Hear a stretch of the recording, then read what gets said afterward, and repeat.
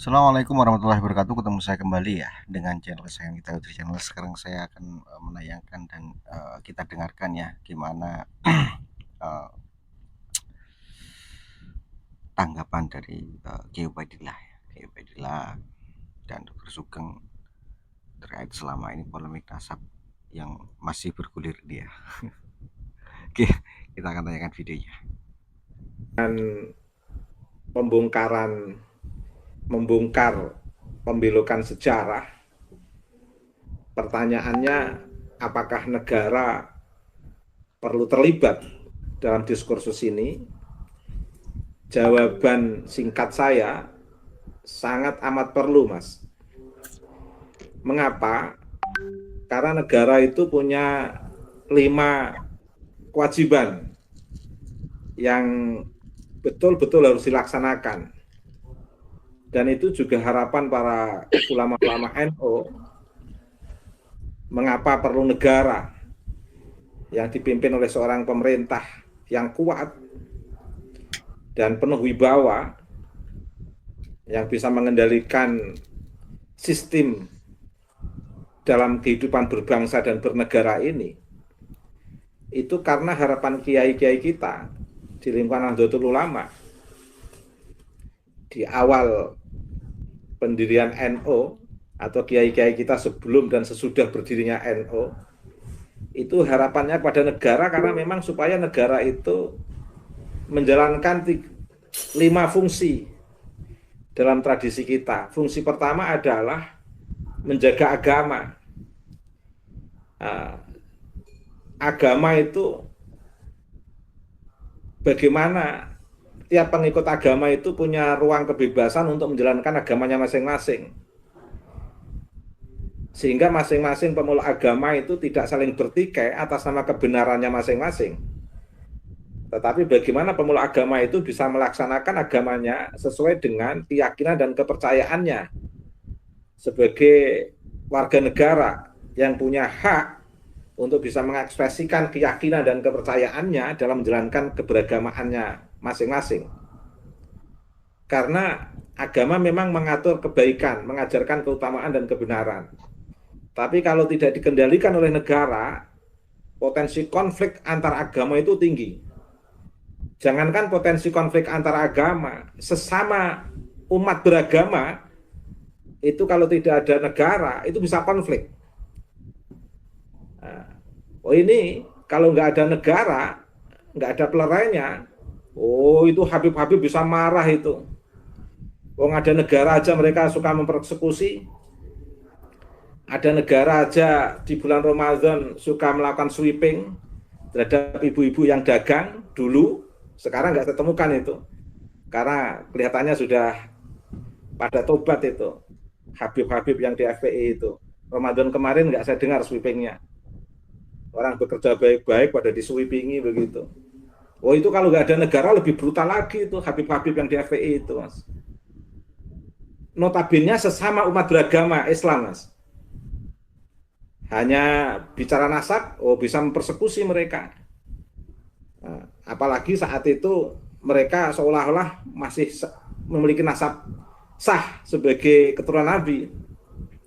Kalau sekarang sudah nggak berani, Mas, karena sudah ketahuan.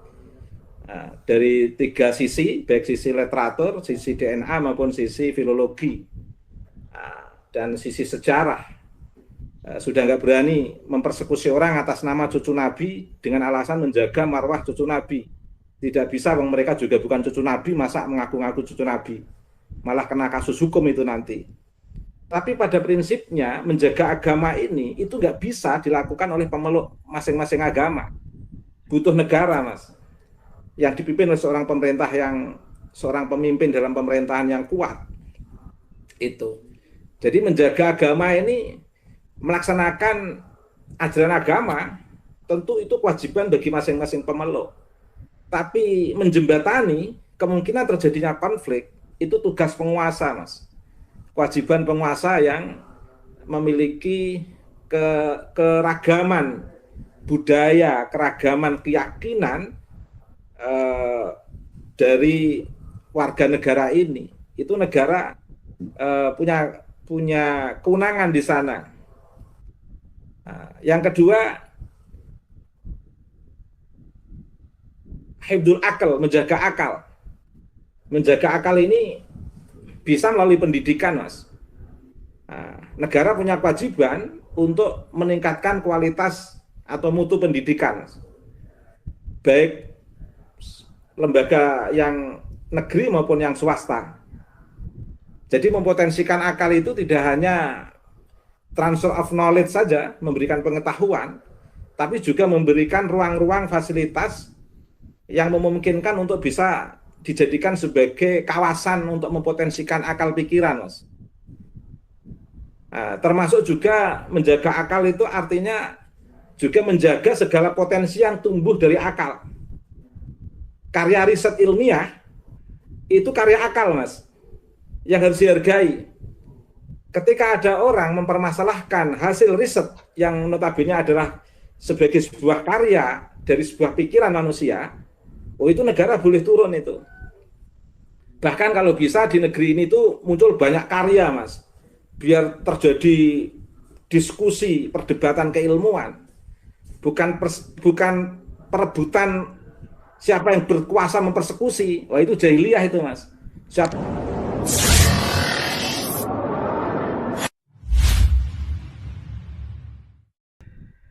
Oke ya, barusan penjelasan dari Kiai Ubaidillah ya, terkait polemik ini dan berkembangnya polemik nasab tentang nasab ini. Saya suka dari kutipan dari Kiai Ubaidillah tentang akal ya. Kita itu ya intinya kalau ada seseorang yang kemungkinan nih ya, seseorang yang mempunyai riset tentang ini dan itu apa ya, ya perlu didiskusikan ya didiskusikan gitu loh. Jangan kalau punya kalau ada riset tentang mereka ujung-ujungnya dipersekusi, itu kan aneh gitu loh. Kita kan punya akal jadi gitu. Kedua, barusan Kiai Ubaidillah menyinggung tentang FPI ya, yang sering sweeping ternyata ketika puasa ya, puasa kita tidak mendengar ada sweeping lagi sekarang. Memang lu ini lo, apa di sweeping gitu loh, mereka itu bekerja gitu loh, bekerja. Mereka itu punya akal, eh, dan mereka itu bekerja.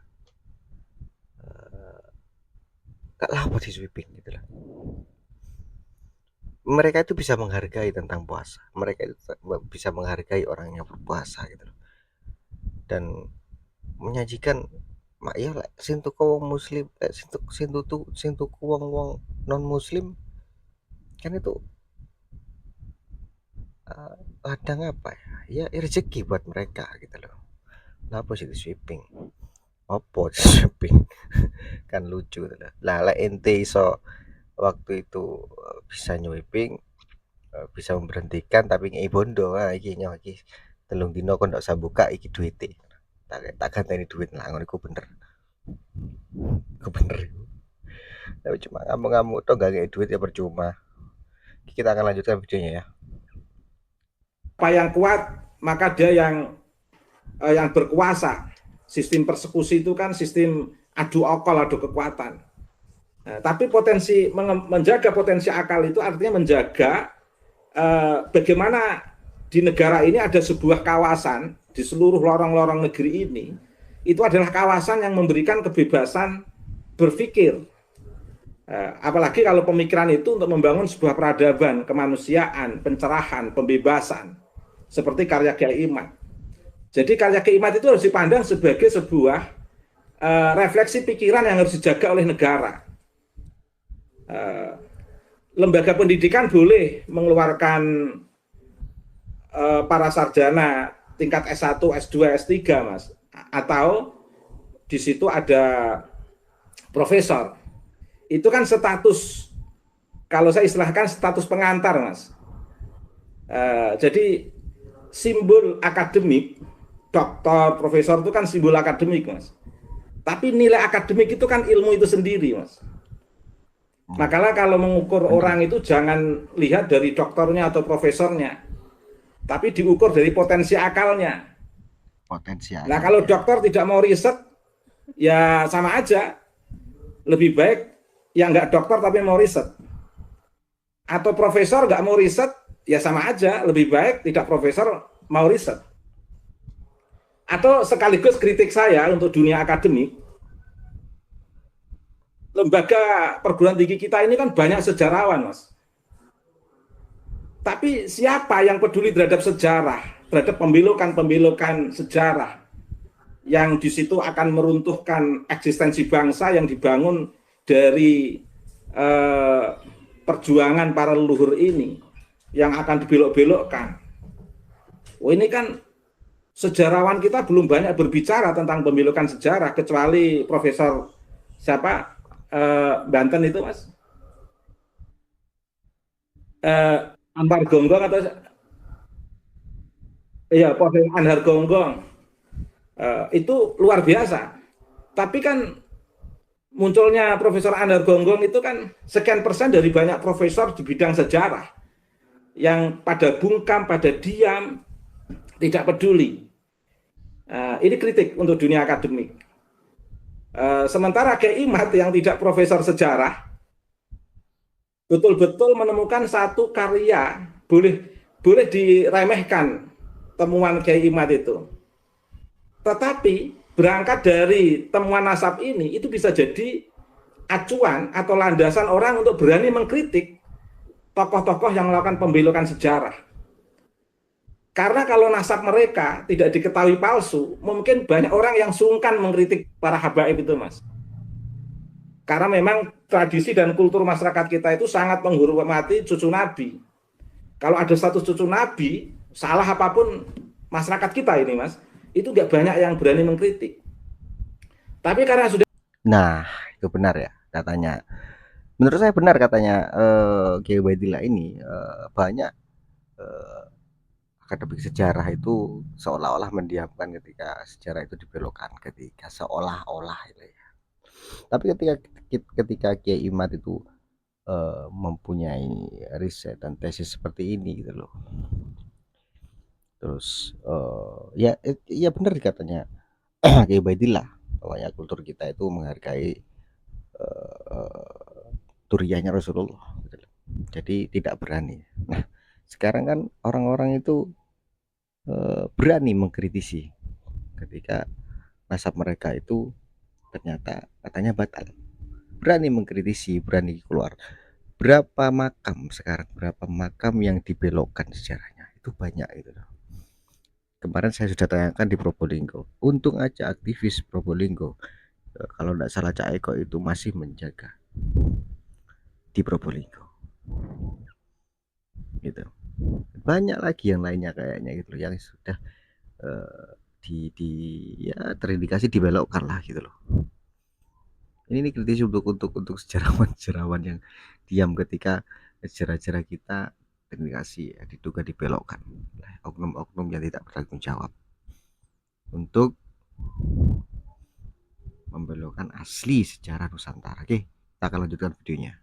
Ketahuan mereka itu bukan cucu Nabi, akhirnya langkah-langkah mereka yang membelokkan sejarah itu akhirnya banyak yang mengkritik, Mas.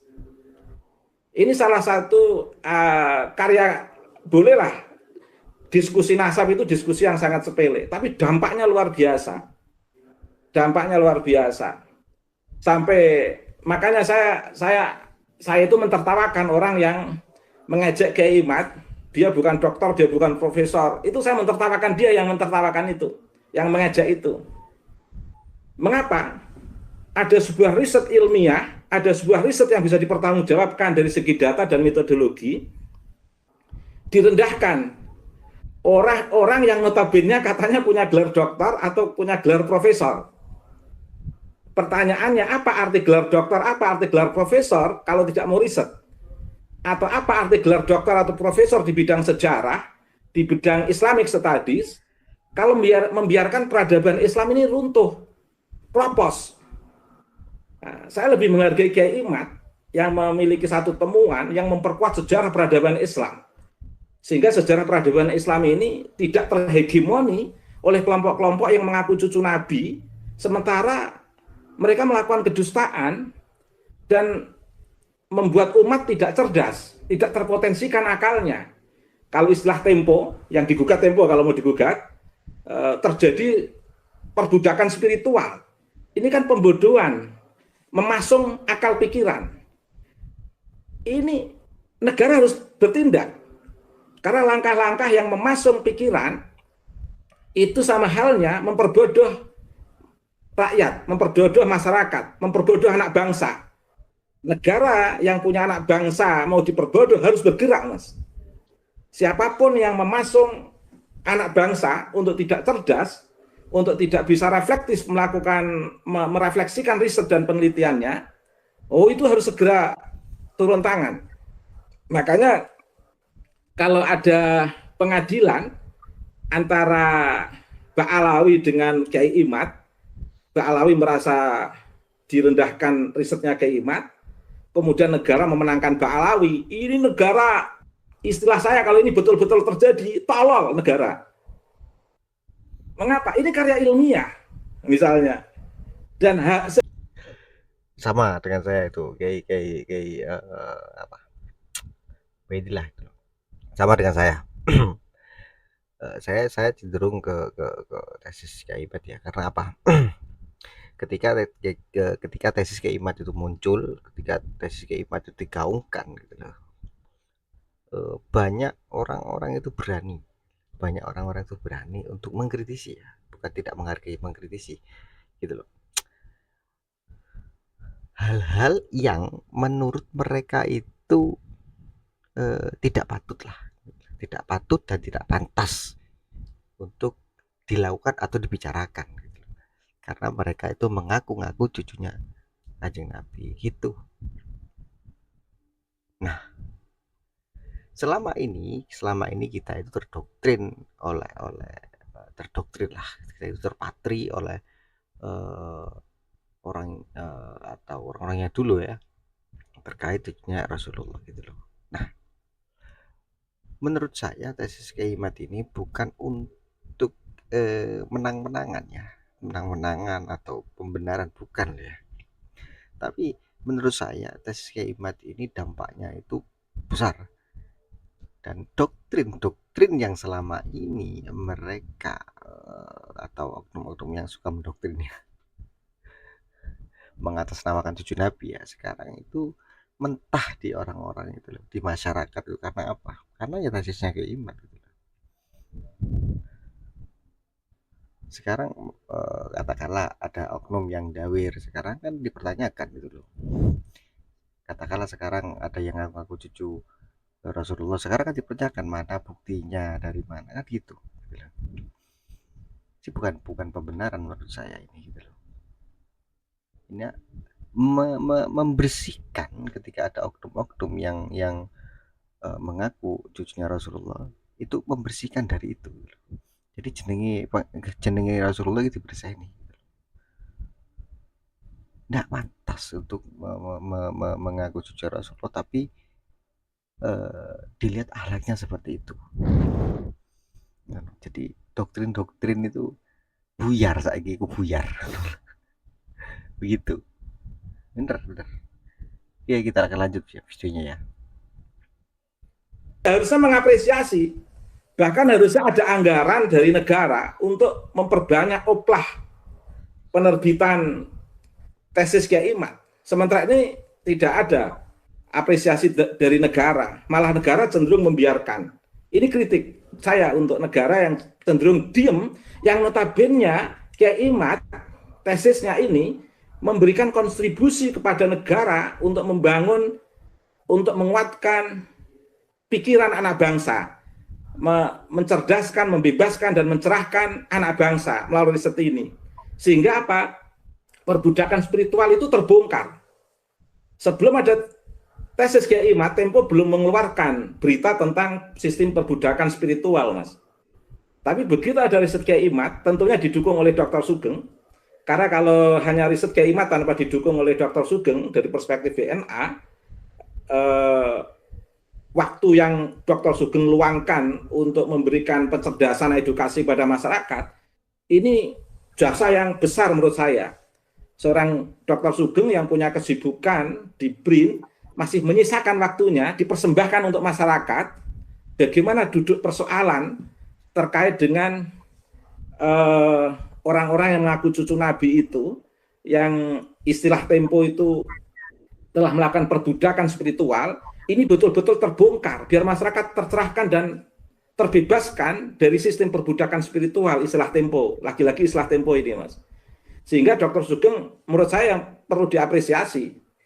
Sehingga ibarat Dr. Sugeng tidak profesor pun, menurut saya ini sebuah langkah yang sangat akademis, yang luar biasa, turut berpartisipasi sebagai anak bangsa untuk mendorong pemerintah ini agar memberikan apresiasi terhadap seluruh potensi akal anak negeri ini. Baik potensi dalam proses pemberdayaan pikiran maupun potensi dalam proses merefleksikan pikiran seperti yang dilakukan oleh Kiai Imad, Dr. Sugeng, dan kajian filologi Dr. Prof. Mahathir Ali. Ini pemerintah harus terlibat, Mas. Kalau pemerintah nggak terlibat, ini menguras energi para pejuang-pejuang pencerahan, Mas. Menguras energi Dr. Sugeng, menguras energi Kiai Imad, menguras energi Prof. Mahathir Ali, menguras energi aktivis kemanusiaan. Ini pemerintah kalau nggak turun tangan, itu kasihan aktivis-aktivis ini karena terlalu lama dibully oleh para Habib dan Muhibbin. Sampai saya sendiri harus ikut terlibat, Mas. Karena dalam posisi riset Kiai Imad itu posisi menjaga akal, Mas. Hibdul akal.